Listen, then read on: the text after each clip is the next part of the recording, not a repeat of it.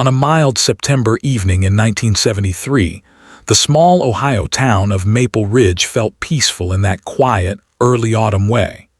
The air was cool but gentle, filled with the scent of cut grass and wood smoke from nearby chimneys. Along the winding back roads, the streetlights glowed softly against tall maples that were just starting to turn red. That night, 26-year-old Clara Jennings locked up her small floral shop on Main Street, the bell above the door chiming softly as she turned the key. She had owned Clara's Blooms for only 2 years, but already everyone in town knew her for her kindness and patience. Her window displays were the pride of the community, bright arrangements that seemed to mirror her own calm spirit. She carried a basket of leftover flowers to her car, planning to drop them off at the local nursing home, something she did every Friday before heading home. It was her simple tradition, one that made her week feel complete. She waved to her neighbor across the street, loaded the flowers into the passenger seat of her blue Ford sedan, and started the short drive toward the edge of town. But Clara never reached the nursing home that night. When the staff realized she hadn't arrived, they assumed she'd been delayed. The next morning, however, her car was found on a quiet gravel road near Willow Creek, less than 3 miles from her apartment. The driver's door was unlocked, and the bouquet basket still sat beside the gearshift. Her keys were in the ignition. There was no sign of Clara. At sunrise, local police began their search. Officers waded through the shallow creek, checked wooded trails, and knocked on doors throughout Maple Ridge. Dozens of residents joined the effort, some still in their slippers and coats, calling Clara's name into the morning mist. The town's police chief, Robert Melton, coordinated with county deputies to form search grids. They brought in dogs from neighboring towns and even volunteers on horseback to cover more ground. But as hours turned into days, no trace appeared. Clara's family, her parents, her younger sister Nora, and her fiancé Samuel Keller, refused to believe she had simply vanished. News of the disappearance spread quickly across Ohio. Radio announcers described her as a beloved young shop owner known for her generosity and grace. Her photograph, warm smile, hair neatly tied back, was posted in gas stations and grocery stores across 3 counties. A week later, police found her handbag in the brush near the creek, its contents mostly intact: wallet, receipts, and her shop's keys. Beyond that, the trail ended. For months, the investigation consumed Maple Ridge. Every theory was explored: a runaway, an accident, a mistaken encounter. But none of it fit Clara's life or character. She had been engaged to be married the following spring, and she had been close with her family. Her daily routines were steady and predictable. Detective James Donahue, who led the case, filled notebook after notebook with interviews. He drove every road Clara might have taken, retraced her last known steps, and even checked service logs for road repairs that night. But no clues emerged. As winter arrived, the case began to slow. Snow covered the roads and fields, erasing the last traces of autumn. By January 1974, the official search was suspended. Clara's family, though heartbroken, never stopped hopping. Every year, they held a small service at the church near Main Street, lighting candles in her memory. Time moved forward. Maple Ridge grew, new shops replaced old ones, and the faces on Main Street changed. But in the quiet corners, at the florist that was sold, the creek that ran behind the woods, people still spoke softly about Clara. In 1999, more than 2 decades later, Maple Ridge celebrated its centennial, and local historian Ellen Brooke began collecting stories for an exhibit about the town's past. When she came across Clara's file in the police archives, she was struck by how detailed yet unresolved it was.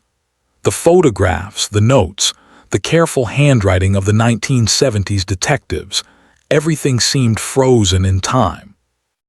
Ellen contacted the Maple County Sheriff's Department, suggesting they review the case as part of the county's history project. The request landed on the desk of Detective Aaron Wells, who had grown up in Maple Ridge and remembered the story from childhood. He agreed to pull the old files for preservation, never expecting that one small detail would soon stand out.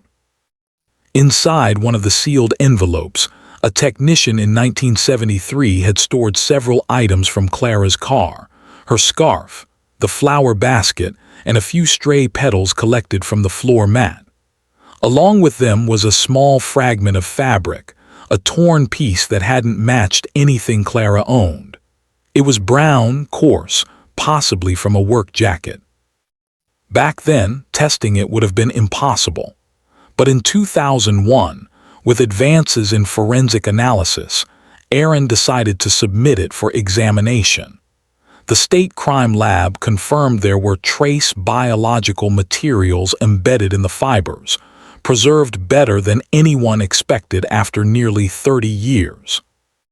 The results took months to process. When they finally arrived in 2002, a partial DNA profile emerged, clear enough to enter into the national database. It didn't match anyone immediately, but it was stored for future comparison. Then, in 2015, a new entry appeared. A man in his late 60s named Gerald Tate, who had recently submitted DNA for a genealogical study that also assisted with law enforcement cross-checks. The system flagged a connection, a familial link to the profile found on Clara's evidence. Detective Wells, now nearing retirement himself, reopened the case. He tracked the record to Tate's small home outside Cincinnati and discovered that in the early 1970s, Tate had worked as a delivery driver for a flower supply company that serviced stores across southern Ohio, including Clara's shop. The pieces began to align. Tate's roots placed him in Maple Ridge every Friday afternoon during the same years Clara owned her store. Several former employees from that company recalled him as quiet and meticulous, often lingering to chat with shop owners. He left the company abruptly in late 1973, around the same time Clara disappeared. Aaron gathered the reports and requested a direct DNA comparison. The match came back as conclusive. After 42 years, Maple Ridge Police finally had a name connected to Clara's disappearance. Detective Wells sat in his office that evening, holding the old black and white photo of Clara in his hand. Outside, autumn leaves drifted across Main Street just as they had the night she vanished. The same small-town quiet filled the air. For a moment, it felt as though time had folded back on itself, the past reaching forward to be heard. The next morning, the sheriff's department contacted Clara's surviving sister, Nora, who was now in her 70s. When she heard the news, she didn't cry. She simply said, "I knew she was waiting to be found." The reawakening of Clara Jennings' case in 2015 sent quiet waves through Maple Ridge. The kind that start with a whisper and spread into stunned conversations at the diner, in the church pews, in the aisles of the grocery store. Most people in town had never met Detective Aaron Wells, but they spoke of him like an old friend, saying he'd done something sacred. He'd brought the town's oldest unanswered question back into the light. Aaron didn't rush his next steps. After so many years, he wanted every move to be deliberate. He began by contacting the Ohio Bureau of Criminal Investigation, sharing the DNA confirmation that linked the preserved fabric to Gerald Tate, now 68 years old. Tate lived a quiet life in a modest brick house on the outskirts of Cincinnati. He'd retired from warehouse work a few years prior and was known by his neighbors as reserved, polite, the kind of man who waved from the porch but rarely lingered to talk. No one suspected that his name had once been tied, invisibly, to one of the longest unsolved cases in Ohio's small-town history. When the detectives arrived at his doorstep in early November 2015, Tate didn't resist. He seemed calm as they read the warrant and collected a new DNA sample for verification. "If this is about something from that long ago," he said quietly, "I can't help you." But he could. Within weeks, the lab confirmed the match. The DNA on the torn fabric found in Clara's car was his. The probability of coincidence was near zero. Investigators believed that the fragment had torn from Tate's jacket during a brief struggle inside her vehicle. The timeline was built piece by piece. On that September evening in 1973, Tate had been making his last delivery run, dropping off supplies to local florists. Witnesses had seen his delivery van parked along Willow Creek Road around 8:15 p.m., the same area where Clara's car was later discovered. Back then, no one connected the two. But now, with the DNA evidence and his proximity to her business, everything aligned too clearly to ignore. Police believed Clara had stopped when she saw his vehicle pulled slightly off the road, perhaps thinking he needed help, or maybe recognizing him from previous visits to her store. It may have been a simple moment of trust, one that led to a confrontation no one witnessed. On December 2, 2015, after 4 decades of silence, Gerald Tate was arrested and charged with first-degree murder in the disappearance of Clara Jennings. The news spread across Ohio overnight. Television anchors repeated the same phrase. After 42 years, an arrest has finally been made in the 1973 disappearance of Maple Ridge florist Clara Jennings. In Maple Ridge, people gathered outside the old courthouse, some carrying candles, others simply standing in silence. Nora, Clara's sister, arrived with a folded photograph, the same picture used in search posters decades earlier. The corners were worn, but the image was still clear. "She looks exactly the same to me," she told reporters softly. Inside the courtroom, Tate appeared frail but composed. His voice was barely audible as the charges were read. He pleaded not guilty. His attorney claimed the DNA evidence was contaminated by age and scientifically unreliable. But the prosecution had spent months building a foundation too strong to shake. Detective Wells testified about the rediscovery of the evidence, the preservation conditions, and the advanced testing that confirmed Tate's DNA beyond reasonable doubt. Forensic experts explained how the sample, though old, had remained protected by the sealed envelope and stable temperature of the evidence vault. One of the most moving moments of the trial came when Nora took the stand. Her voice was gentle but unwavering. She spoke not of anger but of memory, of Clara's love for flowers, of how she'd stay late arranging bouquets, humming under her breath. "All we ever wanted was to know what happened to her," Nora said. "Now we do." The courtroom fell silent. Outside, locals who had lived through the 1970s case gathered in small groups, reminiscing about the days they had searched the woods or posted flyers on telephone poles. For many, this trial wasn't just about justice. It was about closure for an entire generation. The prosecution presented its case methodically. Tate's delivery records, his van's location, the matching fabric fibers from his jacket found near the creek, and the DNA match that tied it all together. When forensic experts displayed the old crime scene photos, the car, the scarf, the scattered petals, the room went still. It was as though the past itself had returned to testify. The defense argued that there was no direct witness, no confession, and that the state's case rested on circumstantial science. But the jury listened carefully. studying Tate each time his name was mentioned in connection with Clara's. In June 2016, after only 7 hours of deliberation, the jury reached its verdict. Guilty on all counts. When the words were read aloud, Nora closed her eyes. Detective Wells, sitting near the back, lowered his head. Outside the courthouse, the late afternoon sun glowed over Maple Ridge, the same soft light that once filled the town on the night Clara disappeared. Tate was sentenced to life in prison without parole. He showed little emotion as he was led away. Reporters asked if he had anything to say to the Jennings family, but he remained silent.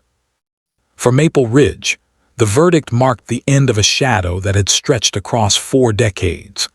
At a memorial ceremony later that summer, townspeople placed flowers along Willow Creek Road, hundreds of blooms in every color Clara once used in her shop. Nora spoke briefly at the ceremony. "Time didn't erase her," she said. "It just waited until truth could find its way through." In 2017, the old shop on Main Street was reopened by a local florist who renamed it Clara's Light. Inside, a framed photograph of Clara hangs behind the counter, surrounded by lilies and daisies. Beneath it, a small plaque reads, "In memory of a kind heart who never stopped being found." Detective Wells retired that same year, his final report neatly bound and placed in the county archives. In his closing note, he wrote, "Justice doesn't vanish with time. It only waits for someone patient enough to look again." And so, after 44 years, Maple Ridge finally found peace. The truth, quiet, steady, and unyielding, had surfaced at last. When the verdict was announced, Maple Ridge didn't erupt in cheers or celebration. Instead, there was a deep, collective exhale, a sound that carried through the courthouse hallways, through the square outside, and into the quiet fields beyond the town. It wasn't victory that people felt. It was release. For 44 years, they'd carried questions that never had answers. Who could have harmed someone like Clara Jennings? How could she vanish from a street everyone knew? Now those questions rested, not because they wanted to forget, but because remembering no longer hurt as it once did. After the trial, Nora returned to her home on the edge of town. Her house had once been filled with family, children, laughter, gatherings during holidays, but now it was just her and the steady hum of the refrigerator. Still, when she walked through her small living room, Clara's presence was everywhere. A framed photograph of her sister arranging roses sat on the mantel. The scarf that had once hung in her shop now lay folded in a glass case. She spent that first evening after the verdict writing a letter she never intended to send. "Clara," it began. "They found him. It took time, but they did. Your name is safe now.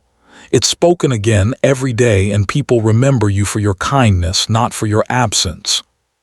She placed the letter inside a box, sealed it, and tucked it into the top drawer of her dresser.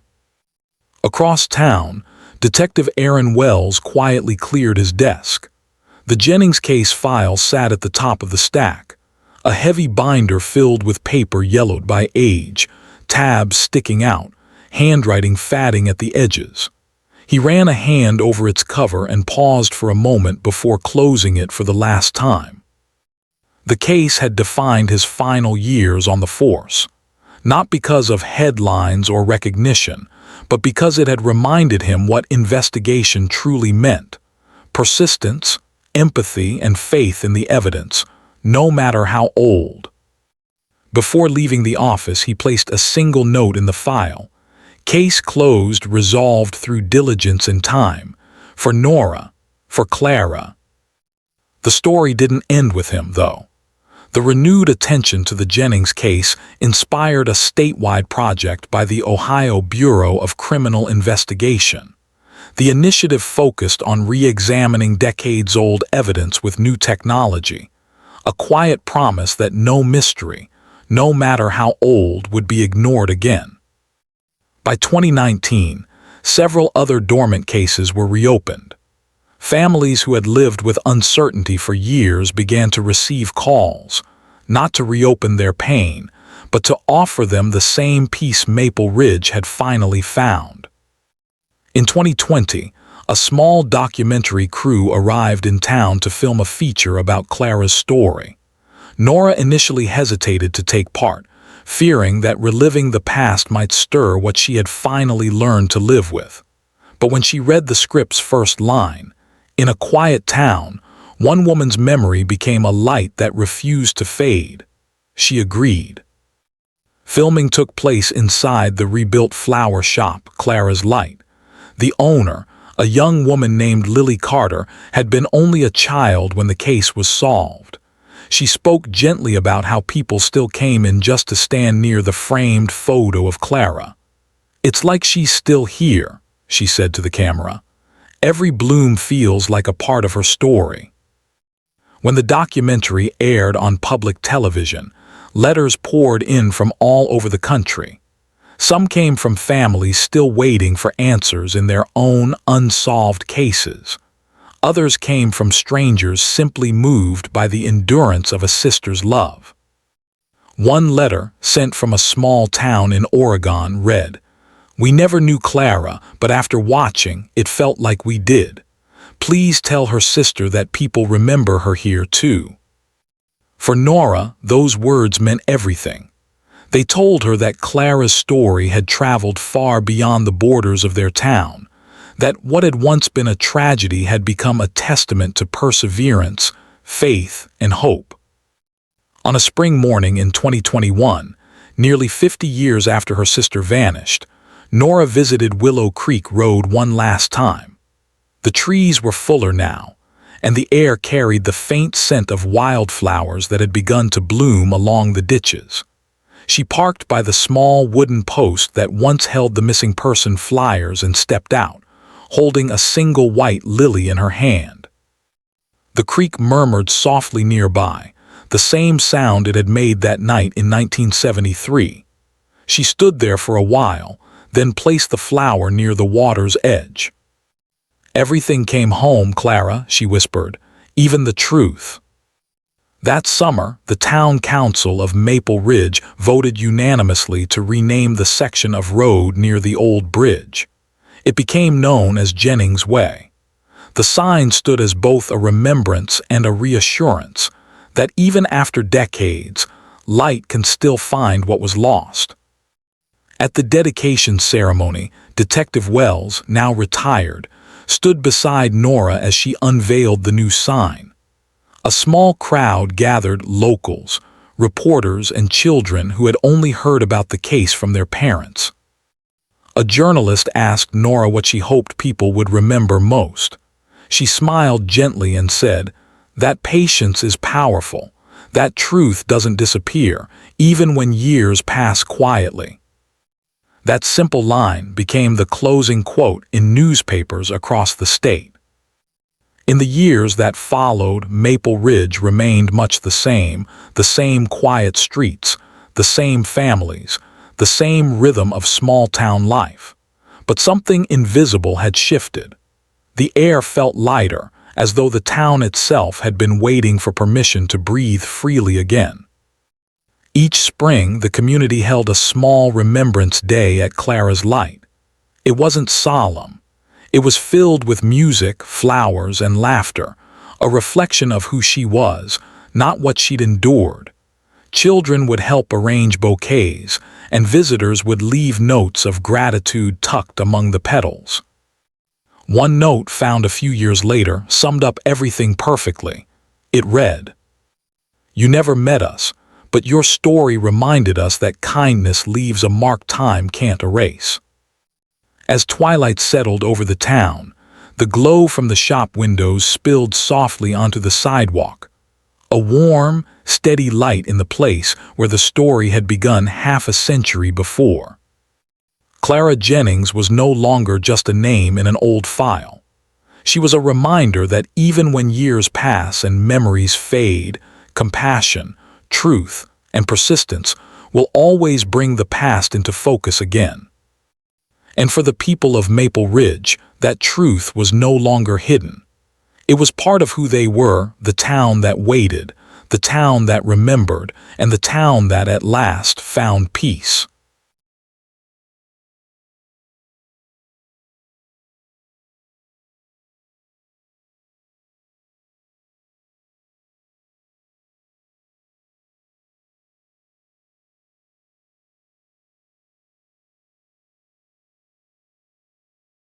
On a mild September evening in 1973, the small Ohio town of Maple Ridge felt peaceful in that quiet, early autumn way.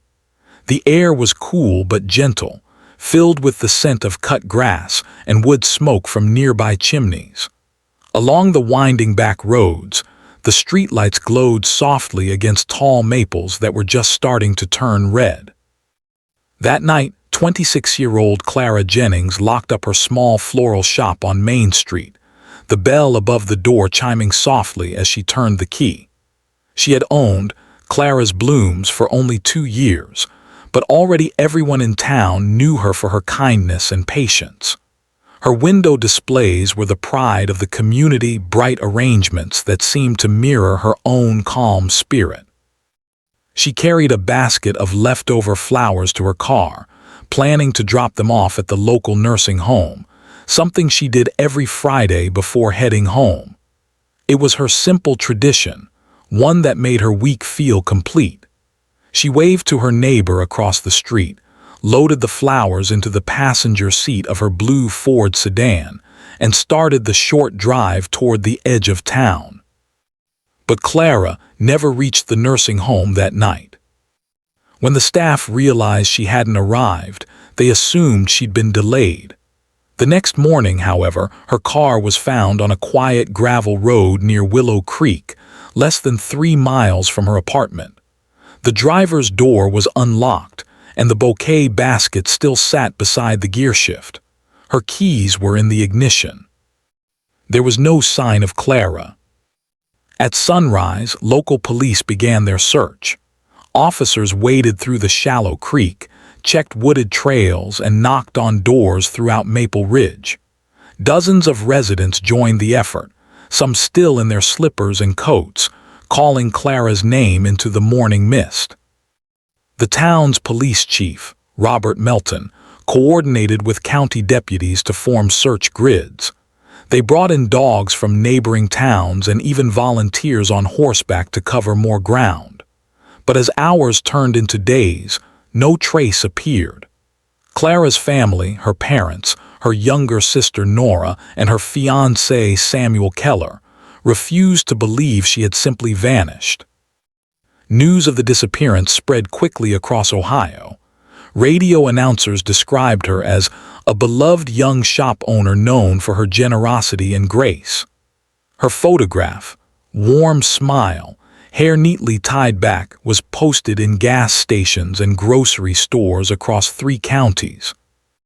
A week later, police found her handbag in the brush near the creek, its contents mostly intact: wallet, receipts, and her shop's keys. Beyond that, the trail ended.